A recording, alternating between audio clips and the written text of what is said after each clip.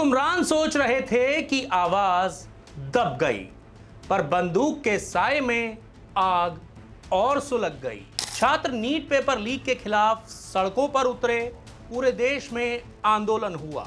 छात्रों पर आंसू गैस के गोले छोड़े गए, लाठियां भांजी गई, छात्रों पर पैलेट गन भी चलाई गई, लेकिन छात्र अपने हक के लिए सड़कों पर डटे रहे और सिस्टम से लगातार जवाब मांगते रहे। इसके बदले में सिस्टम ने बिहार के छात्रों को क्या दिया? छाती पर AK-47 तान दी। जब छात्रों ने अपने भविष्य के लिए आवाज उठाई तो खाकी वर्दी वाला जवान AK-47 लहराते हुए छात्रों के पीछे दौड़ पड़ा। क्या ये छात्र इस देश के नागरिक नहीं हैं? क्या ये सीमा पार से आए हैं? क्या ये कोई आतंकवादी हैं? क्या ये पाकिस्तान से घुसपैठ करके आए हैं जो इनके साथ ऐसा बर्ताव किया गया? हक मांगने वाले छात्रों पर पहले तो सिर्फ आंसू गैस के गोले दागे जा रहे थे, लाठियां चलाई जा रही थी, लेकिन अब तो उन्हें बंदूकें दिखाई जा रही हैं, जैसे ये भारत के छात्र नहीं कोई आतंकवादी हैं। और जब उनके समर्थन में तेज प्रताप यादव सड़क पर उतरते हैं तो उन्हें उठाकर जेल में डाल दिया जाता है।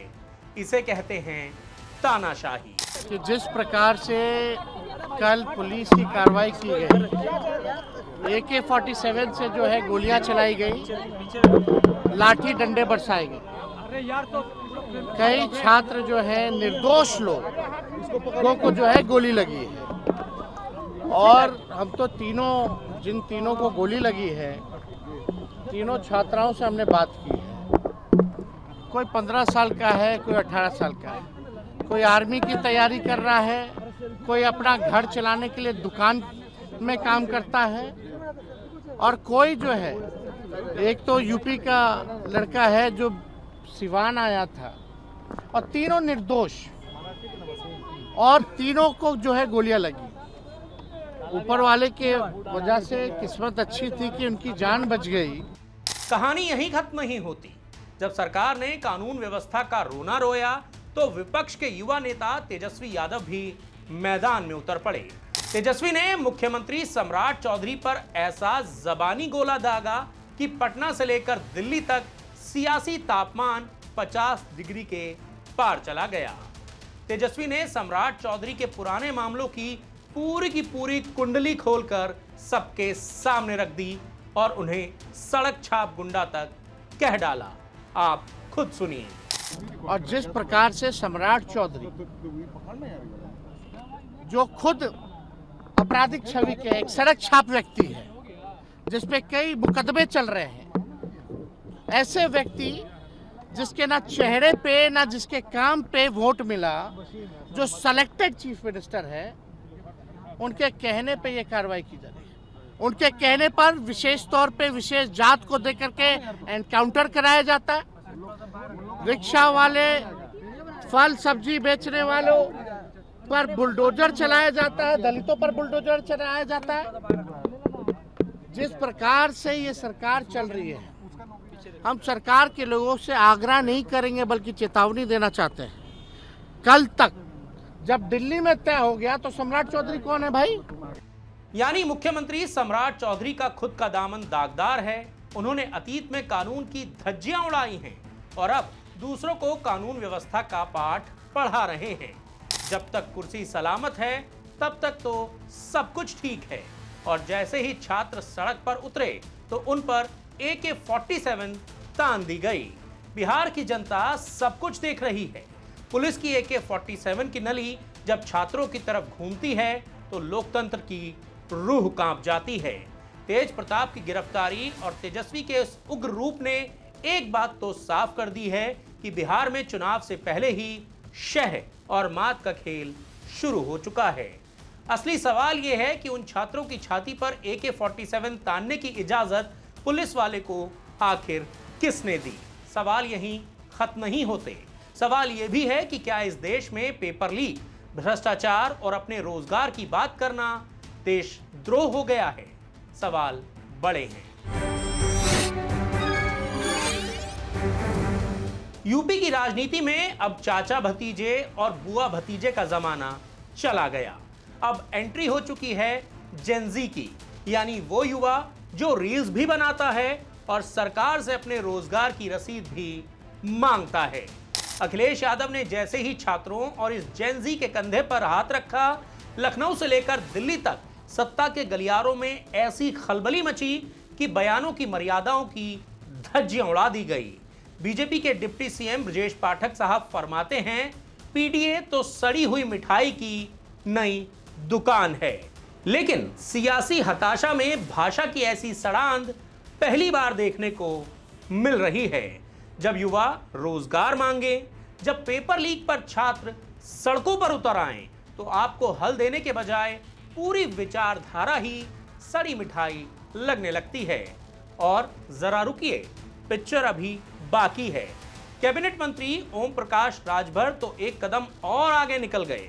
उन्होंने पीडीए का नया फुल फॉर्म ही खोज निकाला। पीट देगा अहीर या पीट देगा अल्पसंख्यक। राजभर जी, अज्जल गगरी छलकत जाए का इससे बड़ा कोई जीता जागता उदाहरण हो सकता है भला? जिस दल के साथ आप बैठते हैं उसी का राग अलापने लगते हैं। बिन पैंदी के लोटे की तरह लुढ़कते लुढ़कते आप सीधे जात पात और मारपीट की भाषा पर उतर आए। क्या यूपी का युवा आपको इसी जहरीली शब्दावली के लिए वोट देता है? क्या राजभर और पाठक जी का यह बयान यूपी के करोड़ों पिछड़ों, दलितों और अल्पसंख्यकों का सीधा सीधा अपमान नहीं है? डिप्टी सीएम ब्रजेश पाठक का बयान हो या ओम प्रकाश राजभर, ये लोग दरअसल मानसिक तौर से विकृत लोग हैं जो इस तरह की भाषा का इस्तेमाल करते हैं, जिससे पूरे देश के जेनजी का अपमान हो रहा है, पिछड़े, दलित, माइनॉरिटीज़ का अपमान हो रहा है। आखिर जब संविधान ने हमें लोकतंत्र में सवाल पूछने का अधिकार दिया है, वही सवाल हम पूछते हैं, तो आप अपनी भाषा की मर्यादा क्यों भूल जाते हैं? क्या सत्ता के नशे में ये उल्टा चोर कोतवाल को डांटे वाला खेल नहीं चल रहा? सच्चाई तो ये है कि खिसियानी बिल्ली खंबा नोचे। सरकार से जब बेरोजगारी पर सवाल पूछो, जब जेनजी सड़कों पर उतरकर अपने हक की बात करे, तो इनसे जवाब देते नहीं बनता। एनटीए और पेपर लीक पर जवाब देने के बजाय ये भाषा की मर्यादा को तोड़कर जनता का ध्यान भटकाना चाहते हैं। लेकिन याद रखिए, काठ की हांडी बार बार नहीं चढ़ती। ये आज का जेनजी है, ये व्हाट्सएप यूनिवर्सिटी के बहकावे में आने वाला नहीं है। इसे रील्स बनाना भी आता है और वोट की चोट से गद्दी हिलाना भी आता है। कैसे 10 सालों में युवा सड़क पे आ गया? आखिर उसके हाथों में रोजगार क्यों नहीं है? क्यों शिक्षण संस्थान बंद हो रहे हैं? क्यों इंजीनियरिंग कॉलेज बंद हो रहे हैं? क्यों प्राइमरी कॉलेज बंद हो रहे हैं? इसका जवाब नहीं देंगे, ऊपर से तोहमत लगाएंगे। ये अब नहीं चलेगा। लोकतंत्र है, स्वतंत्र आवाज़ों को आपको मानना पड़ेगा, उन्हें जवाब देना पड़ेगा। लोकतंत्र इसी को कहते हैं। क्या मुद्दों की हार छिपाने के लिए अब जातियों को गालियां दी जाएंगी? क्या युवाओं के भविष्य का जवाब अब सड़ी मिठाई और पीट देगा अहीर जैसे बयानों से दिया जाएगा? क्या नेताओं को ऐसी भाषा में बात करने के बजाय युवाओं के रोजगार पर बात नहीं करनी चाहिए? सवाल बड़े हैं। नीट मामले में शिक्षा मंत्री के इस्तीफे की आंधी अभी थमी भी नहीं थी कि दिल्ली के पूर्व मुख्यमंत्री अरविंद केजरीवाल ने सीधे प्रधानमंत्री के पाले में एक और नया बम फोड़ दिया। केजरीवाल ने सीधा प्रहार करते हुए कहा कि जब नीट के मुद्दे पर देश के युवाओं ने एक अहंकारी सरकार को झुका ही दिया है, तो लगे हाथ इस E20 पेट्रोल का सिरदर्द भी दूर कर दीजिए। इसे कहते हैं बहती गंगा में हाथ धोना। शिक्षा मंत्री का विकेट क्या गिरा? केजरीवाल ने तुरंत ही दूसरा मोर्चा खोल दिया। केजरीवाल का साफ कहना है कि देश की जनता अब जाग चुकी है। लोगों की गाड़ियां खराब हो रही हैं, माइलेज कम हो चुकी है और सरकार आंख मूंद कर बैठी हुई है। सभी लोगों को बहुत बहुत बधाई हो।